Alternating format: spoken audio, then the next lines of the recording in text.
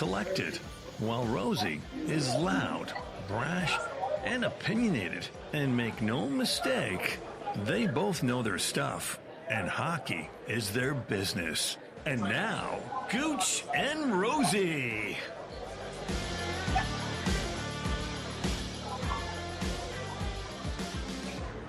Gouche is calm, cool, and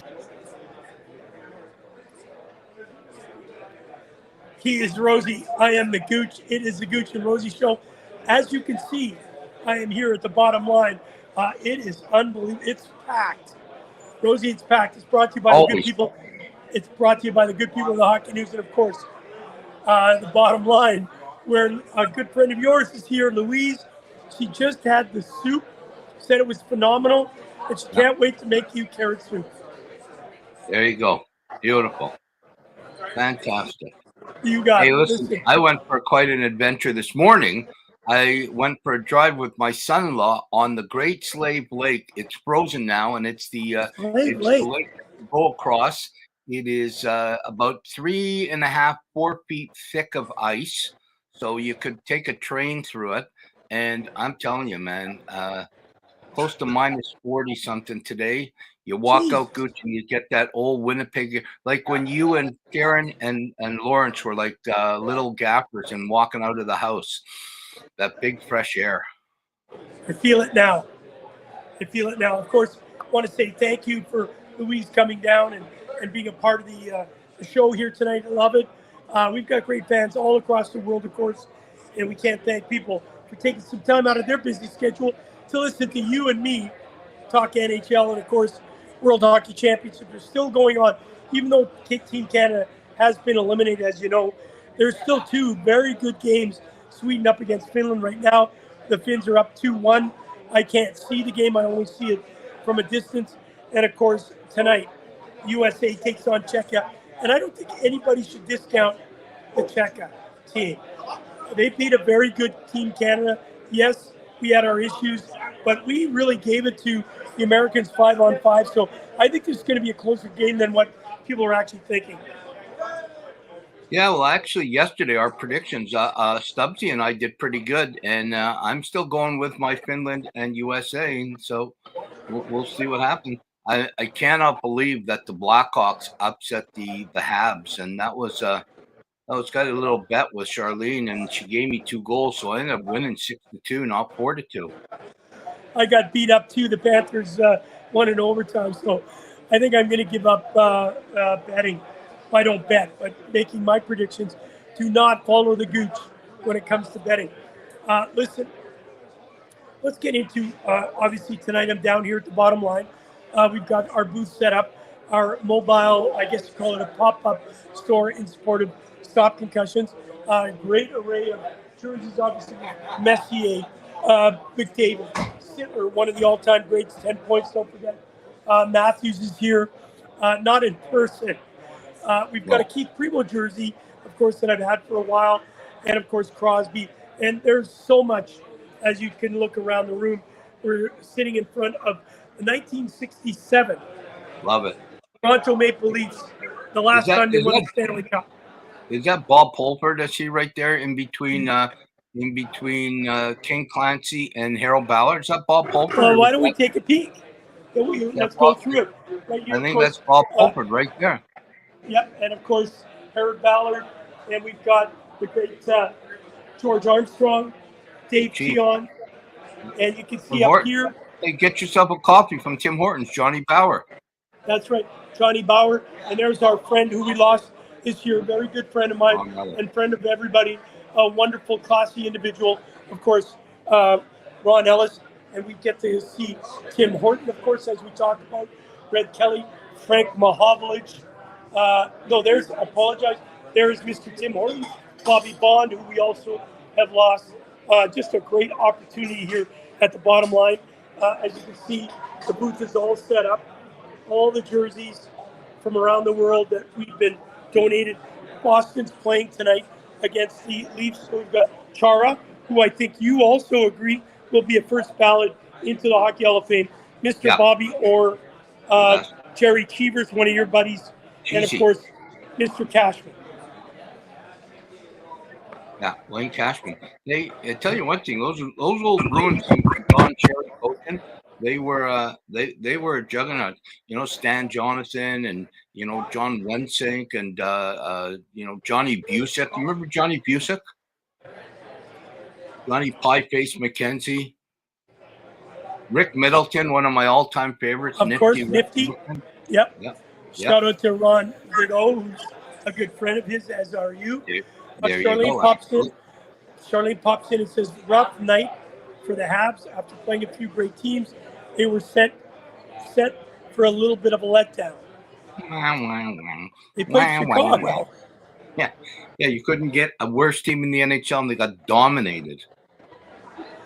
Let me know when I can bring down one of my 1926 skate hoodies. Steve McNeil, what you do is truly amazing, a big inspiration.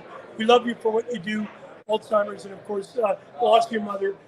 What a wonderful, wonderful cause, and nobody does it better than you, Steve. Yeah, I think he lost. I think he lost his wife too a little while ago. Just incredible guy, absolutely incredible guy. Big fan of his. True inspiration. I'm wearing, of course, the Stop Concussion team stop.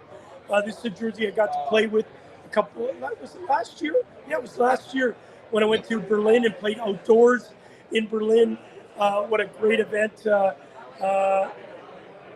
Tremendous. And on this jersey, if you can see right now, there are the names of all the teams that I played with and involved with the Stop Concussion platform. And on the back, it has the names of all the people, your name's on it. Robert Belfour, who we lost a few years back. Barry Monroe's on there, my sister, through mental health. It talks about all the people that you and I have helped along the way through our journey to help them, obviously, with spinal cord injuries, concussions, and, of course, mental health. It's a jersey that I'm very proud of. It's not 29, it's 98. But I'll tell you, we sold every jersey. And as you can see, we have a Matthews fan right behind us. Of course, there looking at was it a 98 Gouche because you a 98 because you love Connor Bedard? It's not. It was I'm not sure why. I think it was the only jersey that wasn't picked for the event. I don't think Bedard was big at that time of the year. All right, Bruins Leafs tonight. We all know that Bruins are still kind of that team that has not risen to the occasion. Your thoughts on the game tonight? Obviously, here at the bottom line, it is jammed, and there are a lot of jerseys from both teams. But one of the most recognizable jerseys right now, the most in the house, is not Matthews, but it's Bergeron. Believe it or not. I'd like to hear your take on the Bruins versus the Toronto Maple Leafs. Yeah, you know what, Gooch, the Bruins have had an up and down year. I just don't I don't get them. I didn't think they were going to be in the picture, but they keep hanging around. They're 40 games, 44 points. They're locked in a spot in the playoffs right now. They play the Florida Panthers if the playoffs started today. I don't think they're going to be. I think they're going to make the playoffs, but I don't think they're going to be a factor in the playoffs. Swayman has not played Swayman-like. Their big guns are starting to slow down a little. Yeah, Bergeron was one of the all-time best. Listen, Hall of Famer. Marchand is playing well, but he's still a pest. I think Toronto's taking it to another level, and I'm kind of worried. We talked yesterday. I'm kind of worried about the Matthews situation. I can't see a light at the end of the tunnel. I think he's going to be out for a while, and watch. They'll announce that he's playing tonight. But no, I think the one big thing that the Leafs are doing well, and it's taking them to that first place in the division right now, is their goaltending. Their goaltending is playing stellar. Stoller was on top of his game, one of the best in the league. He gets hurt, and Wall comes in, little injuries here and there. He's played phenomenal the last couple of games. Even Matt Murray's played well. I think the goaltending is really taking them to to another level. I think they're going to handle the Bruins at home easily tonight. They got back-to-back or old times. The Bruins tonight at home, and then the Flyers tomorrow at home. I think they take all 4 points. I think they take the Bruins in a really good, entertaining game, and it has to be entertaining with the price that people pay to watch a game in Toronto. And God forbid you want a beer; it's like $25, and then you'd be better off getting a beer at the Bottom Line on Front Street before you go to the game and seeing Wayne Cowley. And then the Flyers tomorrow. I think they beat the Flyers in a really close game. Yeah, well, hey, why don't you come on down? Obviously, I'm here till 8 o'clock. We have our pop-up shop, memorabilia shop that's supporting our great cause, Stop Concussions and Shoot for a Cure. Listen, I'll tell you. Gouche, somebody in Toronto just texted me on my line. They don't know that I'm in Yellowknife right now at the other end of the country. I won't be back till next Friday, a week yesterday. Do you have any Paul Rosen 57 jerseys from his career? I do not. I don't even have a 29 from my career, but I do have right over my shoulder number 34, Austin Matthews, and right beside him is that number 27. And you can see a Keith Primo jersey, one of our great supporters and obviously creator of the Stop Concussion platform. But I will look to see. I think there's a bargain table, and it's got 29 and 57 on it. So come on down, and if you want a 57, I'll find one. 29 and 57 is we'll figure out a way to get you a jersey. Hey, even if I have to write it in crayon. Listen, I want to go through some of the stats tonight. The power play for the Boston Bruins is 12%, 31st in the NHL. The Leafs aren't running it very much higher, 21%, 18th overall. What's really crazy is the shots on net, 12 shots per game average. They are not doing very well, the Boston Bruins. What is wrong with this Boston Bruins team? They got 2.58 goals per game, 29th in the NHL, and the Toronto Maple Leafs are 3.8, and they sit in 13th. None of these teams are at a place where you say, wow, this is crazy. I think in the East, Gooch, it's just the parity is incredible right now. Like I watched that Washington Ranger game this afternoon, and the Rangers just look lost. Jonathan Quick is their goaltender now, with Shapirkin being out for a while. It could be longer than shorter. But the Washington Capitals just looked good, man. They move the puck around. Thompson, how this kid is not on our Canadian team at this Four Nations face-off baffles me, just absolutely baffles me. But you look at the teams, even the teams that are fighting to get in to the playoffs. Pittsburgh Penguins only a point out. The Columbus Blue Jackets only 2 points out. The Flyers only a couple points out. The Canadians, it's such a logjam. And if a team goes on a little bit of a slump or a team gets really hot, everything could change in the East. And it's never been like that. Even the Panthers and the Leafs, who are tied, they're not that far ahead of everybody else. It's crazy. And when you continue on looking at the stats tonight, the Boston Bruins against the Toronto Maple Leafs, penalty killing. We all know special teams are really important. And right at this particular moment, we know they're still trying to find their groove. It's now the new year. We know how important they are. The penalty killing percentages, 75.8 for the Bruins, that are 25th in the NHL.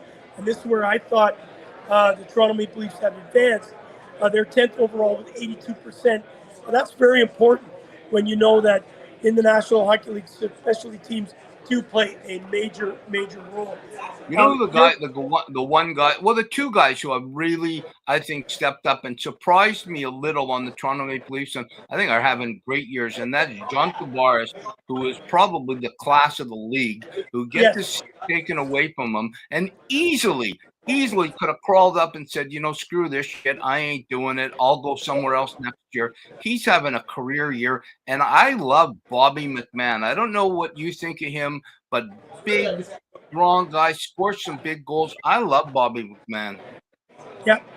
Hey, well, as you know, we're here at the Bottom Line talking hockey. We're talking about the Bruins and the Leafs as they get ready to play. I'm predicting. Why don't we make a prediction? right off the bat. Before we go into, I want to talk about the Winnipeg Jets and, of course, the Detroit Red Wings. There are really big talks about a guy named JT maybe coming back in the NHL, and he's looking at the Winnipeg Jets. We'll talk about that in a second. What's your prediction tonight? The Toronto Maple Leafs up against those Boston Bruins. Boston has had their number over the years, but I truly believe this is not the same Boston Bruin team we've seen over the years. No, I think the Leafs dominate tonight at home. I think they win 5-2. I think Swayman has a non-Swayman-like game as he's had for the last little while. I think the Leafs take it 5-2, Gooch. Well, and I think when you look at it, obviously with the emotion of having Austin Matthews back, there's been a lot of talk about where he is. Is the injury bigger? You think it may be bigger than what people are really letting us know about? We will see that tonight as they get ready to play the Boston Bruins, and Mr. Austin Matthews will be back in that lineup. I agree. I think this is a game tonight that the Boston Bruins will be overwhelmed by the emotion of having Austin Matthews back.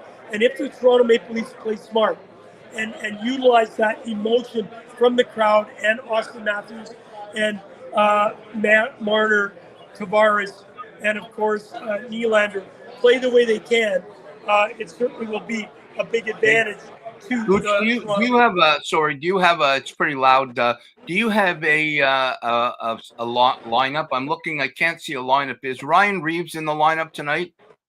I did not see it. Give me a few seconds. I was just moving on to the Detroit Red Wings, but give me a sec and we will take a peek. Because I got a funny feeling if Reeves isn't in the lineup and Matthews is back tonight and little weasel boy Marchand tries to do something, because everybody probably around the league knows Matthews' injury, whether it's his back or his shoulder or something. It's mid to upper body range. I would make sure that somebody in that lineup is there to protect Austin tonight. It does not have a lineup as of yet on the NHL. I can't find one either. Oh, hang on. It is predicting. It does not look like Mr. Reeves. Yes, he is.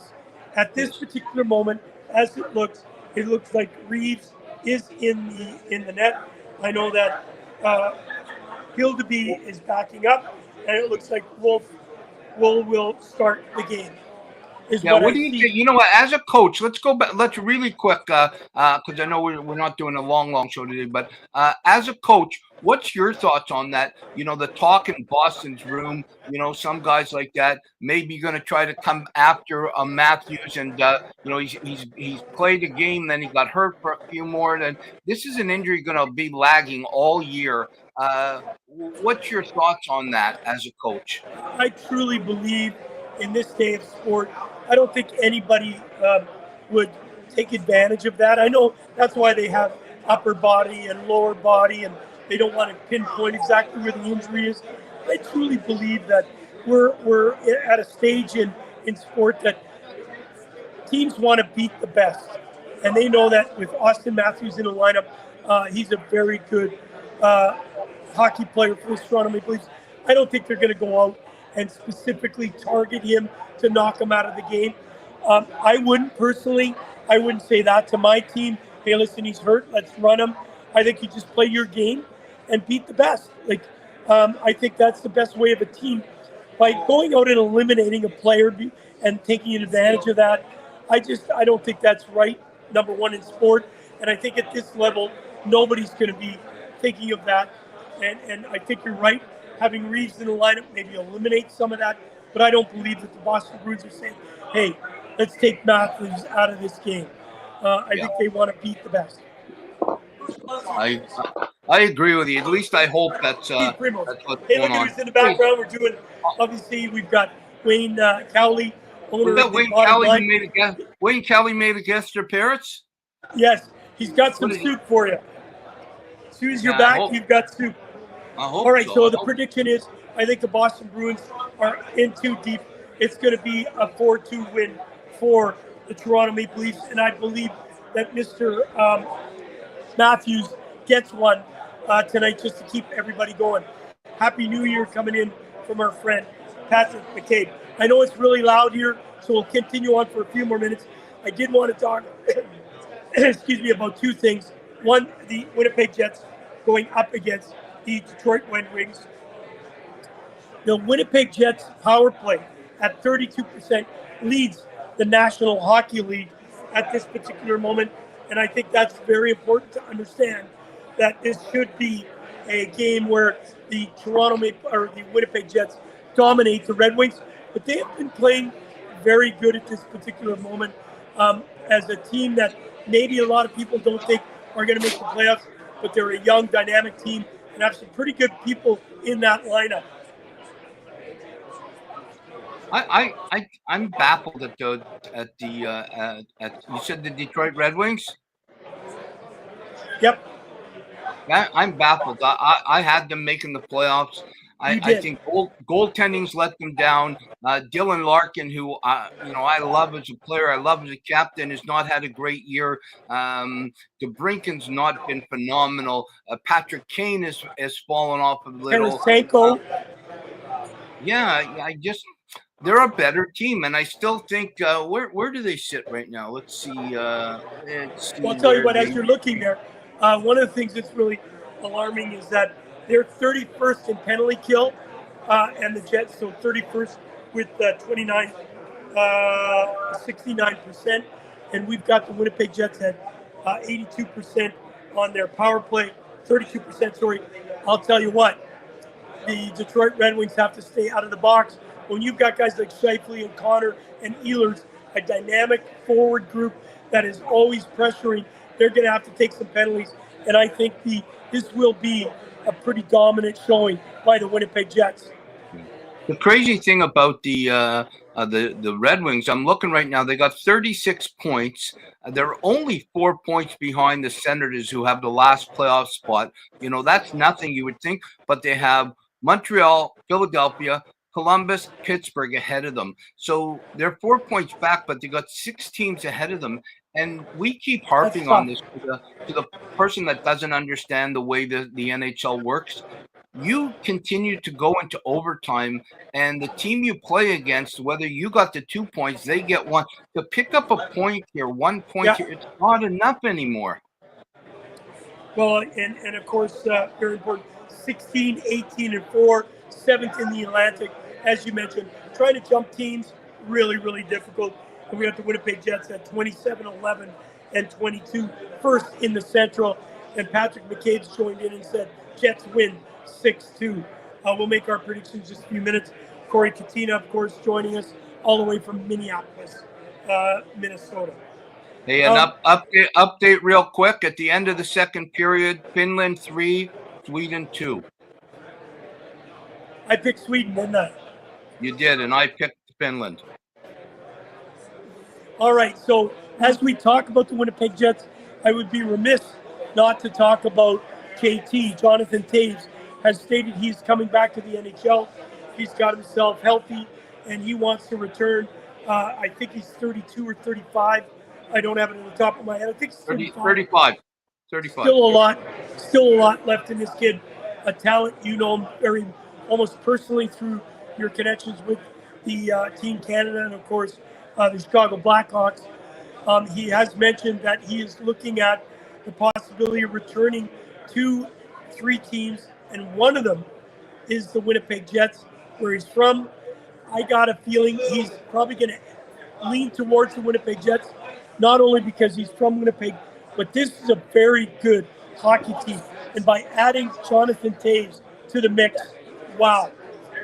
You know what, Gouche, it's the perfect fit. The perfect fit. They talk about Toronto. He'll get buried in Toronto. He'll be pushed around. I don't like him in Toronto. It's not a good fit. They talk about Edmonton. I also don't like him in Edmonton because Edmonton's still weak defensively and weak in goal. But I absolutely love him. I love him in Winnipeg. It's his hometown. Hey, I got to stop you for a second. Right behind us, I got 2 Leaf fans. We're doing a live podcast, of course, for the Hockey News. No. Right behind me, I've got, do you have Paul Matier? Do I see Paul Matier in the back? I got a Barocco. Paul Matier. Paul, one of the all-time greatest. I know you love him. Billy yeah. Barilko, of course, the tragedy hip. As we go through the show, great to have these guys here. You know, Bill Barilko disappeared that summer. I think the Tragically Hip did a song on it. 1951, he left. Hip, baby. 10 years later, the Leafs won the Stanley Cup. And of course, there is the Toronto Maple Leafs in 1967. Of course, you only see them in a black and white picture. All right, listen, let's wrap this up. Your thoughts on Jonathan Toews. Do you believe, A, that he will return to the NHL? And if so, do you think the Winnipeg Jets are his number one, or he has a couple other that he's considering?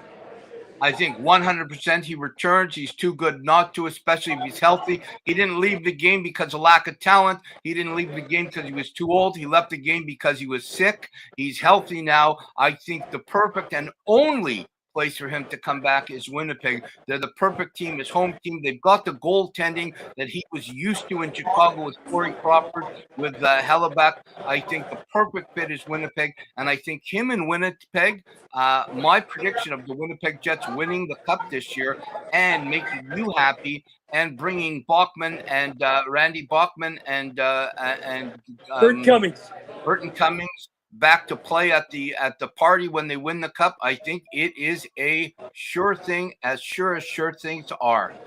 Yes, and you won't be saying guess who, you'll be saying Jonathan Toews. He's absolutely returning, and he will return. Come home to Winnipeg. All right, Paul, listen, I know it's a short little show on here. It's absolutely jammed here. The place is crazy. Obviously, we have our pop-up. I got a little Rosey's rant for everybody that loves the Rosey's rant. All right, well, you give me 1 second. Hey, did Dave Stubb send you? He's got a guy from the Hall of Fame who works at the Hall of Fame who's in a band. And here it is. He sent a little bit of piece from a song that he thinks would be great for Rosey's rant. I actually played it last night. I love it.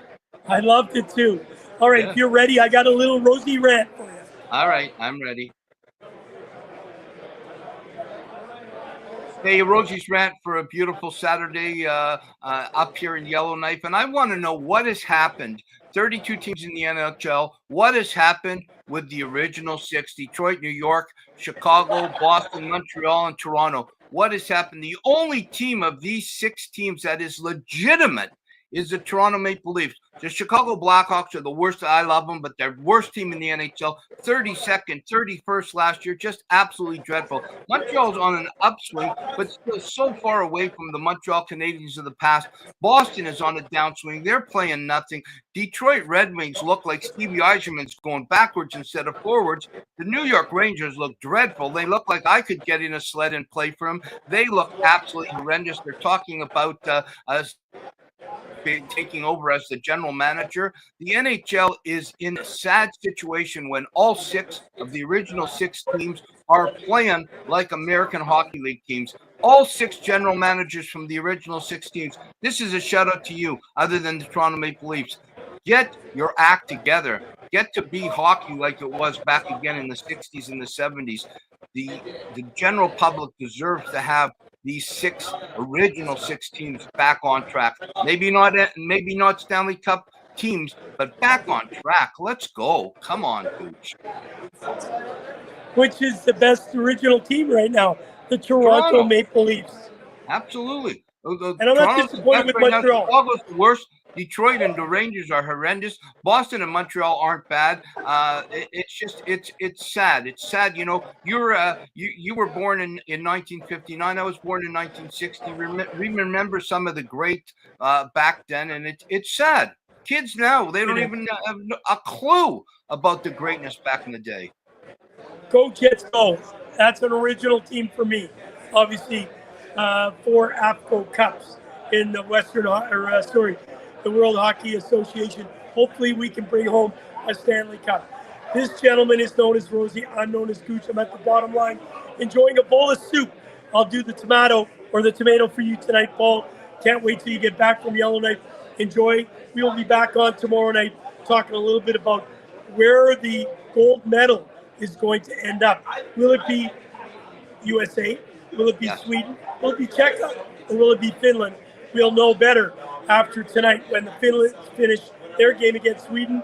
They're up 3-2 going into the third period. And of course, USA coming up just after this, Czechia against the United States of America. For you, ladies and gentlemen, thank you for joining us for a little bit. Brought to you by those two people at the Hockey News.